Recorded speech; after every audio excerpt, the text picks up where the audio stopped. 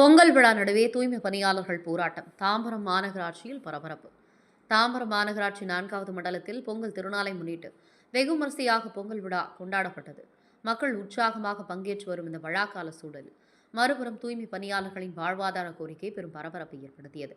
தூய்மை பணியாளர்களுக்கு வழங்கப்பட வேண்டிய நிலுவைத் தொகை பல மாதங்களாக வழங்கப்படவில்லை என கூறி அதனை உடனடியாக வழங்க வேண்டும் என்ற கோரிக்கையுடன் தாம்பரம் மாநகராட்சி அலுவலகம் முன்பு போராட்டம் நடத்த தூய்மை பணியாளர்கள் காத்திருந்தனர். அவர்கள் அமைதியான முறையில் தங்கள் கோரிக்கையை தெரிவிக்க முயன்ற நிலையில் மாநகராட்சி அதிகாரிகள் அலுவலர்களை கொண்டு போராட்டத்துக்கு தயாராக இருந்த தூய்மை பணியாளர்களை தடுத்து நிறுத்தி அங்கிருந்து விரட்டி அடித்ததாக குற்றச்சாட்டு எழுந்துள்ளது. இதனால் அந்த பகுதியில் சில நேரம் பரபரப்பு ஏற்பட்டதுடன் தூய்மை பணியாளர்கள் மத்தியில் கடும் அதிருப்தியும் மனவேதனையும் ஏற்பட்டதாக கூறப்படுகிறது. பண்டிகை காலத்தில் கூட எங்களுக்கு உழைப்பிற்கான பணம் கிடைக்கவில்லை, அதை கேட்கவும் அனுமதி இல்லை என்று அவர்கள் வேதனையுடன் தெரிவித்தனர்.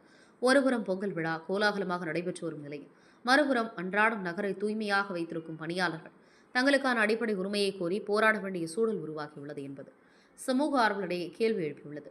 இந்த விவகாரத்தில் மாநகராட்சி நிர்வாகம் விரைந்து தலையிட்டு தூய்மை பணியாளர்களின் நிலுவைத் தொகையை உடனடியாக வழங்க நடவடிக்கை எடுக்க வேண்டும் என்பதே அனைவரின் எதிர்பார்ப்பாக உள்ளது. தாம்பரம் செய்திகளுக்காக எஸ் பிரபு.